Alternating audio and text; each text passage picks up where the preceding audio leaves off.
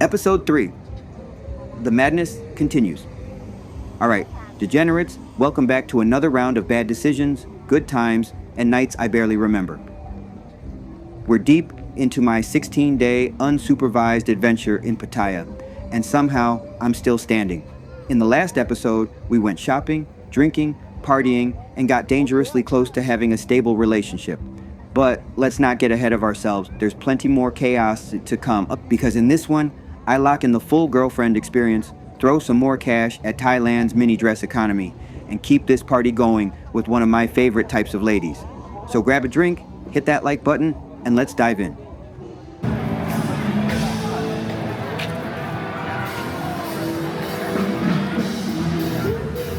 How we're moving. One drunk man is more intelligent than 3 women with PhDs. Thank you so much.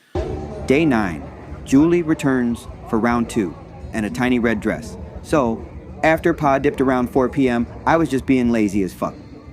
You know that post-party exhaustion where you're just lying in bed scrolling your phone, half alive? Yeah, that was me. But let's be real, I wasn't done for the night. I was just plotting my next move. The easy choice, Julie's back. Now, I didn't feel like rolling the dice on something new. I wanted something familiar, easygoing, and most importantly, someone who could actually keep up with me drinking. So while I'm chatting with Julie online, I get an idea. I hit her with, I buy you tiny dress, you wear for me. And she was all over it. No hesitation. No, what kind of dress? By 8 p.m., she was at my place, ready to go. And where were we heading? Tree Town shopping, the hunt for the dress. Now, if you spent any time in Pattaya at night, you know that Tree Town is chaos. Loud music blasting from every direction, street bars packed with people, and, most importantly for tonight, motorbike shops that sell everything from food to ladies' clothes and shoes. Yeah, you heard that right. In the evenings, you'll find these pop-up motorbike vendors selling heels, tiny dresses, and outfits specifically designed for nights out in Pattaya. And that's exactly what we needed. So we start browsing, checking out all these little barely there dresses that were clearly designed to be worn once and ripped off immediately. I go for a sexy tiny red one, the kind that barely qualifies as clothing. And Julie, she loved it. No second thoughts, she was ready to wear that thing immediately. Back to my place, a quick preview. Now, we didn't go straight out to party, because obviously I had to see the dress in action first. And let me tell you, it did not disappoint. We'll leave the specific details off YouTube, but let's just say, I got my money's worth before we even left the condo. A night of dancing, drinking, and the ultimate negotiation. So, after Julie rocked that tiny red dress for a private showing, we just chilled at my place for a bit, killing time before heading out. Because tonight was a full send. Dancing, drinking, bad decisions, the holy trinity of Pattaya nightlife. By 11 p.m., we were suited up and ready to go, heading straight to Walking Street. First stop. You already know, because when you want a solid mix of chaos, good music, and an open-air layout that doesn't smell like regret and secondhand lung cancer, I-Bar is the move. We got the table, we got the bottle, and the night, it was on. Julie, rocking that tiny red dress, was eating up the attention. She loves dancing, loves drinking, and me, I was keeping up. Now, somewhere between taking shots, dancing, and talking shit, I was just laughing at the absolute circus that is Pattaya nightlife. Because let's be real, you don't need drugs here. The city itself is a hallucinogenic experience. We kept the drinks flowing until 5 a.m. when it was time to call it. Julie and I, we stumbled back to my place, completely wrecked. Day 10, round 2, the full girlfriend experience begins. By 2 p.m., I was alive again. Barely. Julie and I were just laying there, talking, recovering from the night before. And then, because I'm a businessman at heart, I hit her with, you want to stay with me again tonight? She perks up, says okay, but same price? Now I'd agreed to give her $2,000 for long time the night before.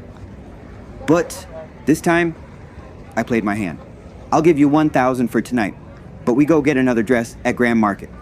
And just like that, the deal's closed. By 3 p.m., I was getting my hair cut. By 4 p.m., we were at Grand Market where I handpicked her next outfit. And while we're browsing, she points at another outfit. I like this too. So naturally, I hit her with, When you, where for me, and she, without missing a beat, goes, tomorrow. Now, this is where the real play happened. I smiled, nodded, and said, I give you same tomorrow as today. She agreed. And boom, I just locked in 3 nights of the full-ass girlfriend experience for 4K. And let me tell you, because she was super comfortable with me at this point, it really was the full GF experience. No stress, no drama, just good vibes, drinking, and whatever the hell nasty things I wanted to do. Day 10 continues, and day another. After our little grand market negotiation, Julie and I headed back to my place to chill for a while, because let's be real, shopping is exhausting, and I needed to reset before the madness continued. Fueling up, late night eats before round 2.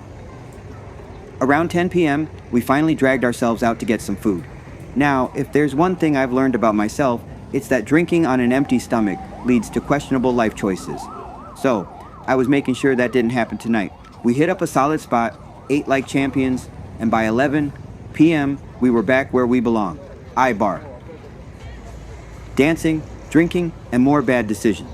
Now, I've said this before, but Julie is a blast. She's one of those girls that just gets it. Drinks, she keeps up. Dancing, she's all in. Bullshit, none. And let me tell you, we were on tonight.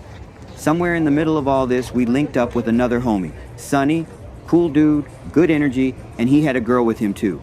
So now, we had a solid squad, 2 dudes, 2 ladies, unlimited booze, and 0 responsibilities. The I-Bar to Flex pipeline. We drank, we danced, we drank some more. I-Bar was popping, and we were locked in, and then, at some point after they closed because alcohol turns your brain into a GPS for bad decisions, we ended up at Club Flex. Now, Flex is a whole different beast. It's one of those places where time stops making sense, like you walk in thinking it's 3 a.m. and then suddenly it's 7 a.m. and you're questioning your entire life, which, spoiler alert, happened to us. The 7 a.m. walk of shame. At 5 a.m., I've got video of us in Flex, still going hard. And by 7 a.m., I've got video of us walking down Walking Street, looking like survivors of some drunken apocalypse. Julie, still hyped up. Sonny, still drinking. Me, somewhere between functional and blacked out. We finally stumbled home at 7:30 a.m., completely wrecked. And then, day 11, waking up at 4 p.m. By the time I regained consciousness, it was 4 p.m.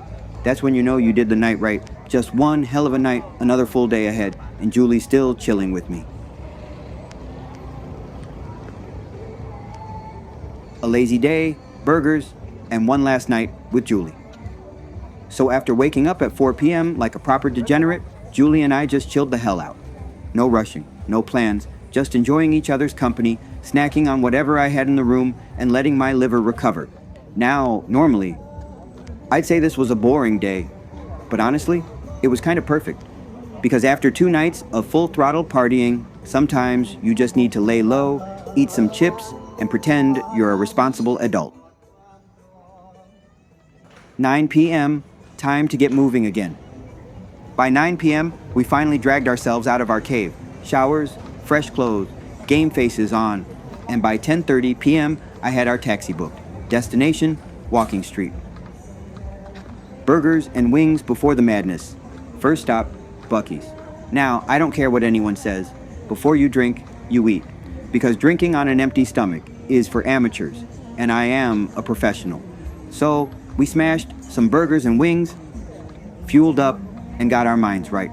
Because this was Julie's last night with me, and we were sending it. One final round. By 11 p.m., we were back in our natural habitat, I-Bar, drinks flowing, music blasting, Julie looking fine as hell in another dress I bought her, and me feeling like a king. We danced, we drank. We danced some more, same formula, same perfect chaos. And before I knew it, it was 4 a.m. How do I know this? Because I've got video proof of us stopping at 7 for late night snacks at 4:45 a.m. right near my place. Yeah, we did that night right. One last morning together. Back at the room, we had one final round of fun, passed the hell out, and woke up around 2 p.m. And because I'm a classy guy, I hit her with, "Hey, since I bought you all these outfits, How about you model them for me? And boom, instant photo shoot. Now, I know what you're thinking. Josh, you took pictures instead of sleeping off the hangover? Yes. Yes, I did. Because memories fade, but pictures last forever. A little bonus effort before goodbye. After the shoot, while I was packing away my gear, Julie actually cleaned up a little. Not a full deep clean or anything, but she washed the dishes, swept up a bit, made the room a little less of a disaster. And honestly, it was a nice touch. She didn't have to, but it just reinforced why she was such a solid time. 5 p.m., time to move on. And just like that, by 5 p.m., she was gone. Another awesome time. Well worth it. And as I sat there, reminiscing over the last few days, there was only one logical next step. Day 12, a simple night with, after my 3-day whirlwind with Julie, I was ready to switch things up. Enter Nan. Now, I'd met Nan a few days before at iBar, grabbed her line, and did what I do best. Sent the old reliable offer. Come stay long time. I'll get you an outfit for tonight. And just like that, she was in. Shopping and street food, a pre-game ritual. By early evening, we were off to Tree Town to grab her an outfit. Now, unlike Julie, who would wear whatever the hell I threw at her, Nan was a little more reserved. No barely there mini dress this time, but we found something I liked, and that's what mattered. Mission complete. Time to eat. We grabbed some solid street food, took it back to my place, and just chilled. For a while, because the real party, that was coming soon. Back to iBar. By 11 p.m., we were back where I belong, iBar, and right away, Nan proved she was different. Some girls just drink, dance, and enjoy the night. Nan was attentive. She asked how I liked my drinks. She checked in to see if I was comfortable. She was dialed in on making sure I was having a good time. And you know what? That was a nice change. So we drank, danced, and vibed a solid, easy-going night. By 3 a.m., we decided to call it, and we head back to my place. Morning after, a proper cleanup. Now, I didn't expect much in the morning, but Nan went above and beyond. Where Julie did the bare minimum, Nan actually put in work. Cleaned the dishes, tidied up the room, made sure everything looked fresh. Now, was this a full deep clean? But it was a noticeable improvement. And honestly, that was cool to see. One last meal before goodbye. By noon, we were up and talking, just chilling. And by 4 p.m., we made our way over to that little restaurant I'd been taking all the girls to. A solid meal, a good vibe, and by 5 p.m., she was gone. But something tells me this won't be the last time I see Nan. Now, back at my place, it was time to rest up, because tonight, the party continues. And just like that, another chapter in my self-inflicted chaos comes to a close.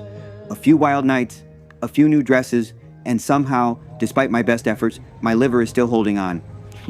But let's not get sentimental. We're just getting started. Because up next, I take things up a notch. More nights out, crazier parties, and a full-on girlfriend experience that lasted way longer than planned. Yeah, you don't want to miss this. So, if you're enjoying this beautiful disaster of a life I live, you already know what to do. Hit that subscribe button, smash that like, and if you want to keep the drinks flowing, consider hitting one of the links below to support the madness. A huge shout out to all supporters and everyone who's donated. You're the real MVPs keeping this train wreck on the rails. Until next time. Stay reckless, stay unapologetic, and stay tuned for more adventures in the land of smiles. Cheers, you degenerates.